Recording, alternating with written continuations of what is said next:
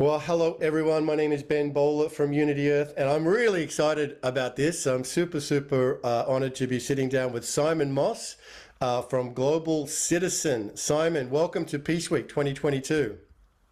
Thanks very much, Ben. Appreciate you having me.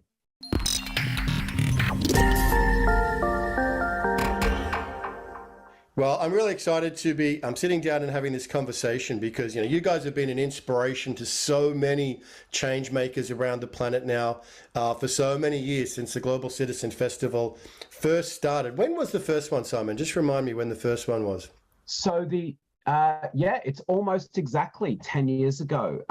September, I think it must have been 2012 on the Great Lawn of Central Park in New York, but it was actually born out of generations of activism and work that so many people did that recognized that when we commune together through music, we come together with a common purpose in a way that I think is pretty transcendent, pretty inspirational. So our work had started with work we'd done in Australia with a concert to fight polio in 2011, the Make Poverty History concert in 2006, but for something that many of your audience would know, that the Live Aid concerts of 2005, the Live Aid concerts of the 1980s, but actually harking all the way back to things like the concert for Bangladesh in 1970.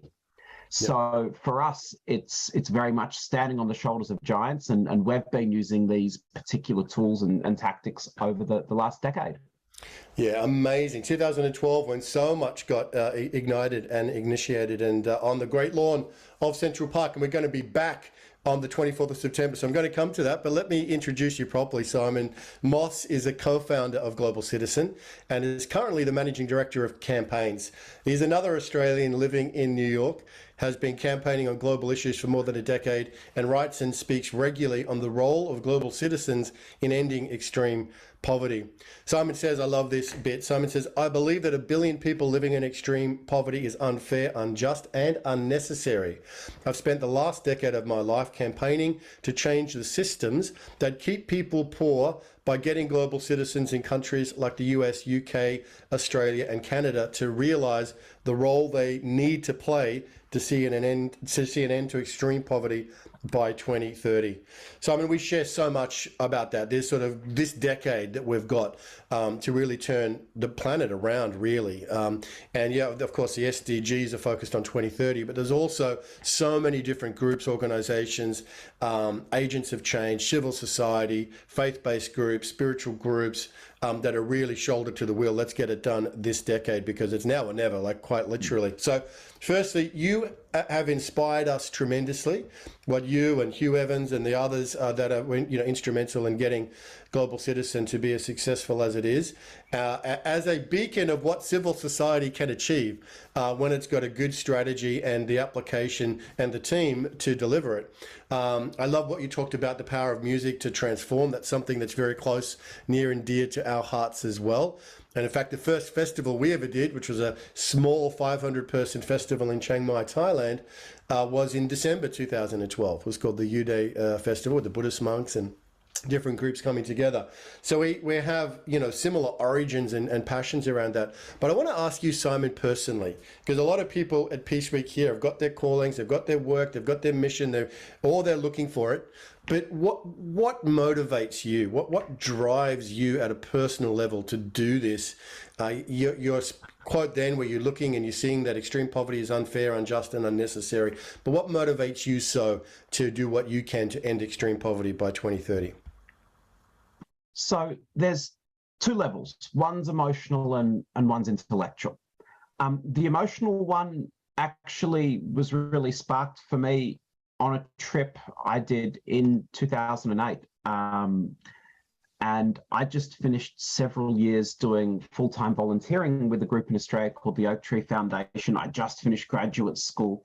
And Hugh Evans, who you just mentioned, had pitched to me this idea of creating what Al Gore did for climate change, but on poverty. And I thought, that's a great idea. Who am I to do that, though? Who are we to do that? We don't know anything. And I was up in the north of Thailand. I was in Chiang Mai hiking.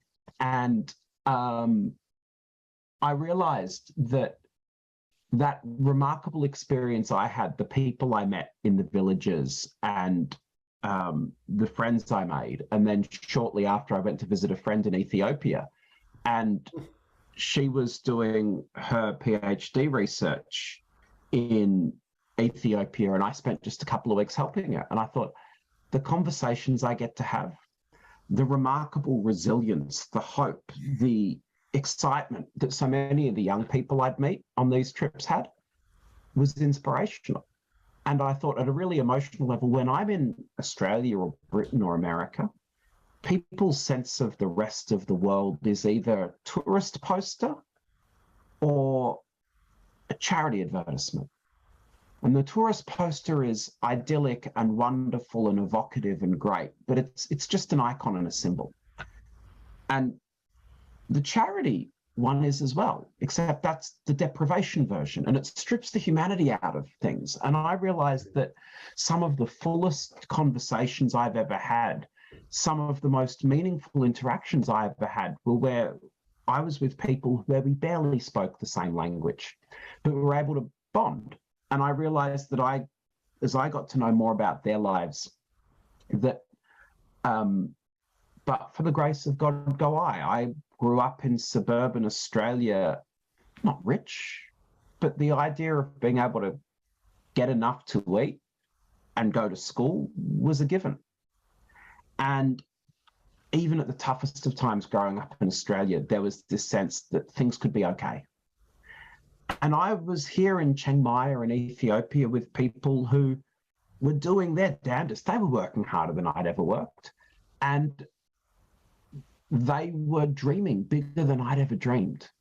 But the barriers between them achieving their dreams and where they were today was so much higher than anything I'd had to deal with. So at a really emotional level, it's down to those really human connections that you make with people, and that I was incredibly lucky to be able to make because of some of the work I did and volunteering I did when I was in my teenage years and in my early 20s. At an intellectual level, it was this really simple idea that intellectually and philosophically, I believe that everyone is born equal, but that so much of our outcomes in life are determined by the opportunities we get. And it just struck me as unfair. And so I remember when I was in my very first year of university, I think one of the first subjects I did was about inequality. This is a little over 20 years ago. And I pulled the day before the assignment was due, so I just started researching it. I was in the library back when you had to go to libraries to research. And I was going through all the reports and things to look at, and I pulled this report from Oxfam off the shelf, and it was called Rigged Rules and Double Standards. And it just viscerally hit me at an intellectual level that the reason people were poor wasn't luck, it wasn't happenstance, it wasn't geography. It was a deliberate matter of policy. And we, those who wrote the rules, had written rules that made people poor. And I thought, that's just not okay. And so at a human level, it's those connections that you make with people that you get to meet, and that I got to make when I was younger, paired with this intellectual just sense of injustice, but that wasn't an injustice caused by others. It wasn't injustice caused by people being oppressive. It was caused by selfish policy making and bad political incentives. And honestly, governments like the ones that I got to vote in and out of office consistently on all sides of politics saying, yeah, no, we don't care about people in other countries, and we definitely don't care about poor people. Let's just think about our own people. And to me, that struck me as both short-sighted and narrow-minded, and actually something that all of us could be a part of doing something about. Yeah, brilliant, brilliant. That's amazing, Simon. I'd love to, on another occasion, talk about your experiences in Chiang Mai and Ethiopia, both places, so we have a connection to as well. So for those who may not know, you and Hugh and others then got going, and then the vision of the plan wasn't to go and raise money, but it was to change policy. And specifically, it was to increase, if I understand it correctly, to increase the percentage of GDP of developed countries going to the developing world.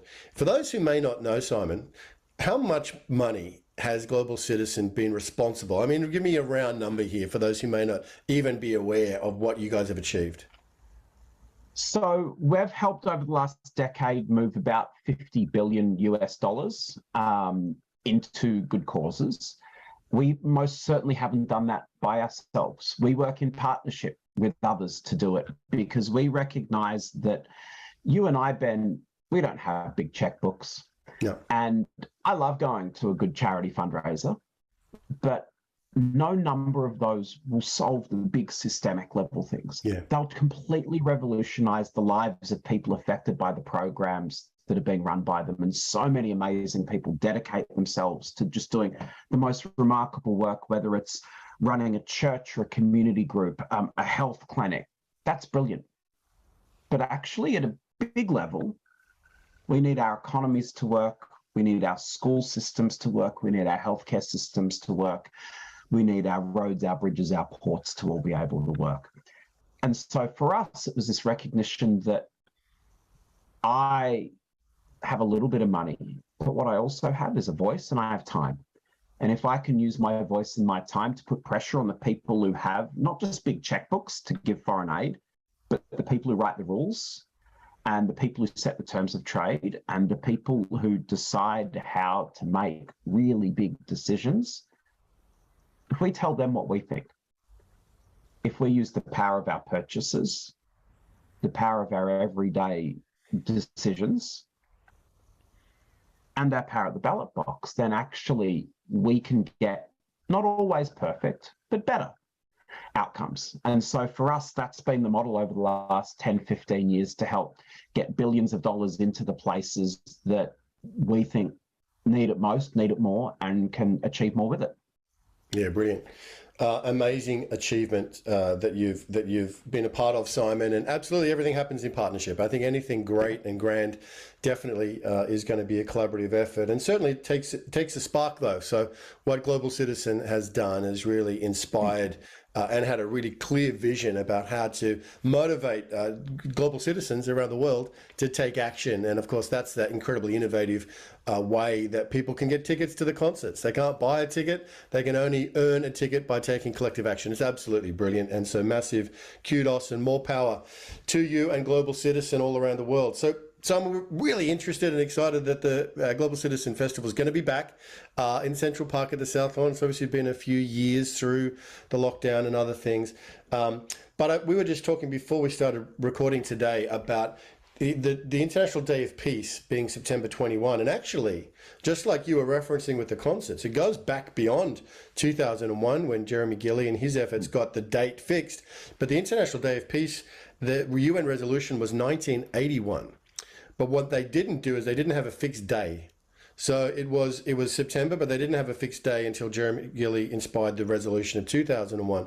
So this year, 2022, is actually the 40th anniversary of the first observance of Peace Day, which took place. And in the early 80s, there were incredible events orchestrated by Pathways to Peace and other organizations at Grace Cathedral in San Francisco and right around the world, honoring Peace Day. So it's got a rich legacy. Like everything, it's built upon what comes before it. But here we are in the 40th anniversary of the first observance, and if you like, the 20th anniversary since the 2001 resolution, forever fixed the date as September 21st, which is an incredible update to what was already existing.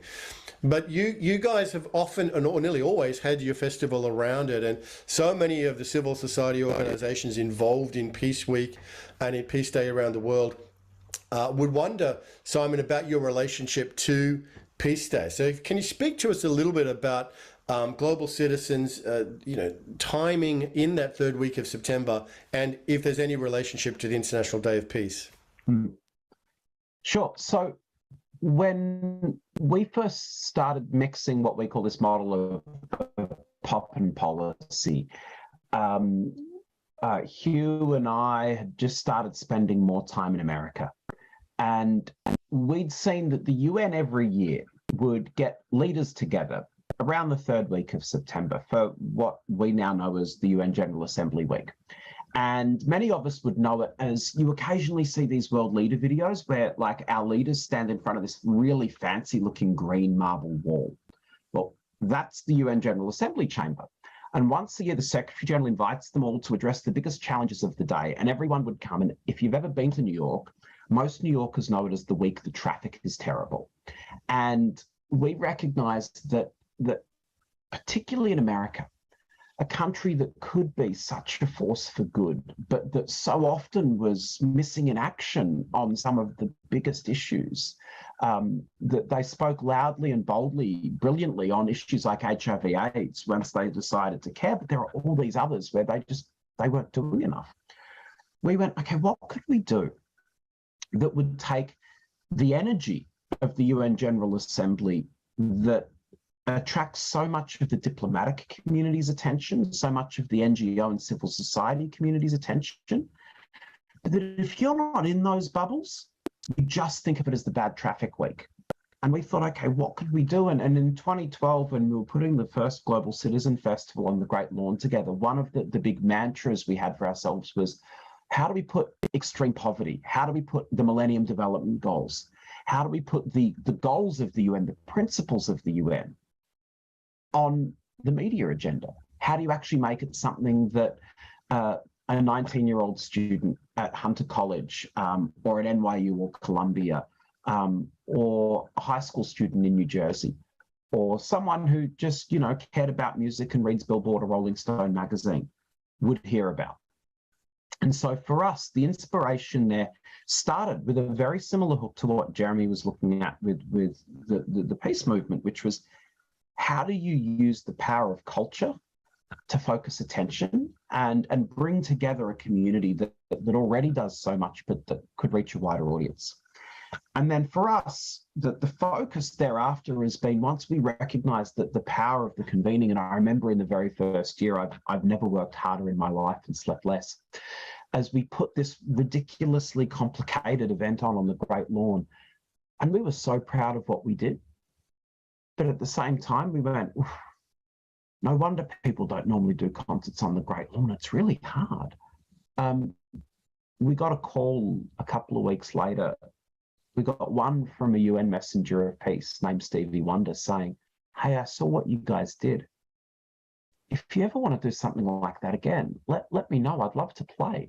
And they were like, what? We'd spent a year trying to get anyone to talk to us to play in Central Park the first time. And here's us getting a phone call from Stevie Wonder saying, that was cool, can I come? Nice. And we got another phone call from the United Nations, who'd spent most of the year ignoring us. And we sent them a very polite formal letter asking if the Secretary General, who was then Ban Ki-moon, would come. And we eventually got a very polite, yeah, nah, letter back.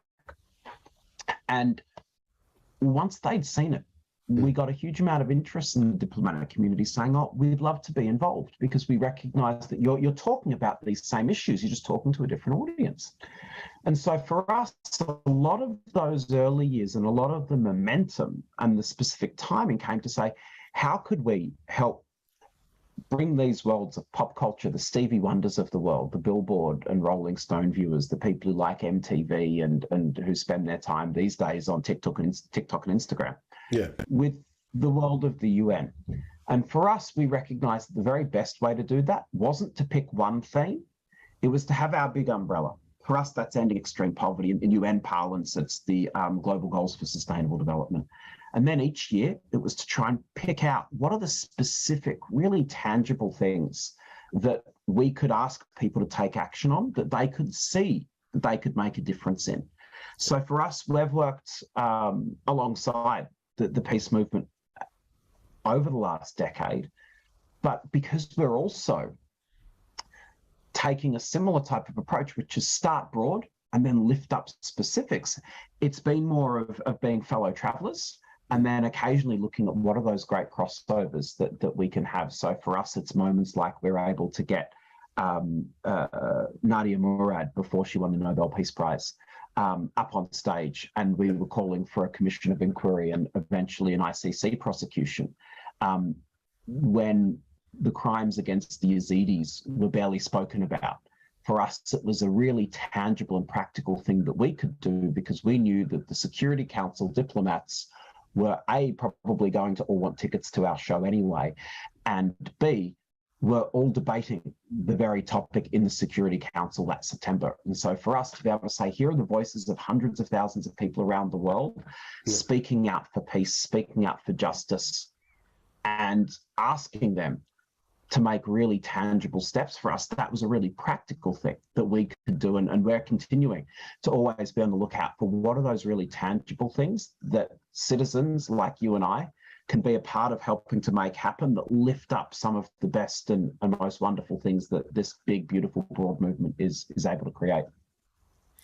Fantastic. That's brilliant, Simon. Thank you so much. It's it's great to just experience a little bit of the journey with you as you share it. And there are very many different theories of change at the moment, and you see people working on all sorts of different levels. The scale of the crisis, we haven't even talked about the environment yet, obviously, and the destruction to the natural world and climate change itself. But the scale of the challenges. As you know, in Peace Week this year, we're launching the 7 core needs. And so much of that is what the work that you've done, being instrumental in creating $50 billion of extra development for governments, which we would hope and imagine that much of that goes to meeting some of those core needs for their citizens. But in terms of your view on the theory of change, some people say, we can't work with the current system because it's corrupt and it's broken and it's so degraded by its own vested self-interest that it's beyond redemption, and that we need to create new systems of governance, new systems of, you see what's emerged in the financial world through crypto and the whole blockchain. There are massive innovations in every area of human life. What's your philosophy around? Do we need to invent something radically new from the ground up, or do we incrementally keep trying to improve what exists? So I think the short answer is both. I think I'm yet to meet a person who works on these issues who doesn't think that the current system isn't fundamentally broken. Everyone I speak to, just this sense of crisis, Ben, that you spoke about, it permeates things. That said, life has never been better in terms of quality, duration, education, mortality, morbidity for the vast majority of people on the planet than ever before. And because we're better connected than ever before, we have a really great sense of all of the injustices that are leaving far too many people behind, and right now are putting so many people right on the precipice of not just being slid back into poverty, but being slid back into deprivation or oppression or injustice, that I think is a clarion call for all of us, because we know it doesn't need to be like this. So I spend a lot of my time talking to campaigners and activists who have exactly that philosophical debate you're talking about. And I feel like sometimes we trap ourselves by trying to say there's only one true way and answer. Mm-hmm. And I don't think there's one true way and answer, because unless someone's got some sort of omnipotent wand to be able to just make the world how they want, actually, we've each got a role to play in these struggles. And for some of us, that's going to look like tearing more of the system down and starting over again, and knowing that that might be a generational struggle. For others, it's about something very tangible that can be done today to make someone's life better today. And rather than saying, no, you're wrong, I want to say, yes, let's do all of it. And let's look for that common cause. Let's look for the moments that are there. And I'll give you just 2 examples. Right now, we are seeing a global hunger crisis precipitated largely by Vladimir Putin's invasion of Ukraine. Uh-huh. And it's entirely unnecessary. The global food system was already broken, and there were piecemeal reforms underway to try and make it more resilient, more robust. It needs a pretty solid overhaul, but this crisis has just expressed to us just how dire that need is. I was in Ghana the other week. We're looking at food inflation that's running at 30%. And that sounds very academic, but at a tangible level, it means that the loaf of bread that you could afford yesterday, next week you might not be able to afford, or you're buying 20-30% less. And that's not something people can get by on. And Ghana is an incredibly well-governed, stable democracy in West Africa.